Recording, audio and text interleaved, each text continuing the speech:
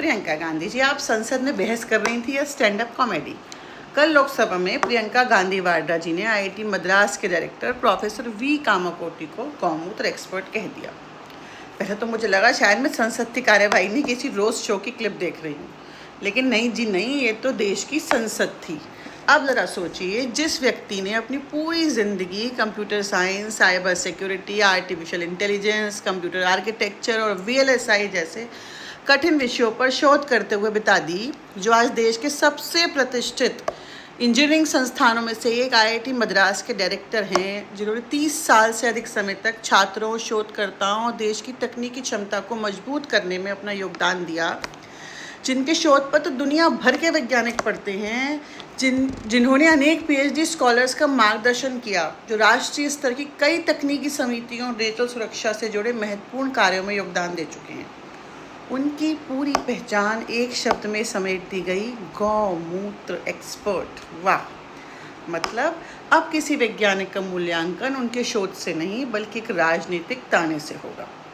प्रियंका जी, अगर प्रोफेसर कामाकोटी की किसी बात से आपको असहमति थी तो उनका वैज्ञानिक तर्क देकर काटा जा सकता था। उनकी रिसर्च का जवाब रिसर्च से दिया जा सकता था, डेटा से दे देती, लेकिन अगर जवाब सिर्फ एक तंज है तो उनकी नहीं, आपकी बहस की कमजोरी को दिखाता है प्रियंका वाड्रा जी।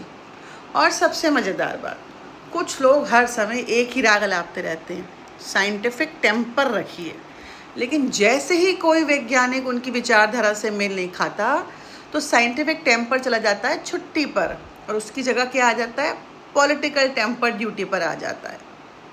कमाल की सुविधा है भाई साहब, कमाल की सुविधा है। मुझे तो अब डर लगने लगा है कि कहीं कल को कोई इसरो का वैज्ञानिक किसी मुद्दे पर अलग राय दे देगा तो उसे रॉकेट अंकल कह दिया जाएगा। क्या कह दिया जाएगा? Rocket uncle. कोई एआई एक्सपर्ट कुछ बोलेगा तो उसे चैट जीपीटी चाचा कह सकते हैं, और कोई डॉक्टर से असहमत हो जाए तो इंजेक्शन विशेषज्ञ बोलकर ताली बजा देंगे। है ना कमाल की बात? अगर यही राजनीति का स्तर है तो फिर संसद और सोशल मीडिया के कमेंट्स सेक्शन में फ़र्क क्या रह जाएगा मैडम प्रियंका? लोकतंत्र में असहमति ज़रूरी है, आलोचना भी ज़रूरी है, लेकिन आलोचना और उपहास में बहुत बड़ा फ़र्क होता है।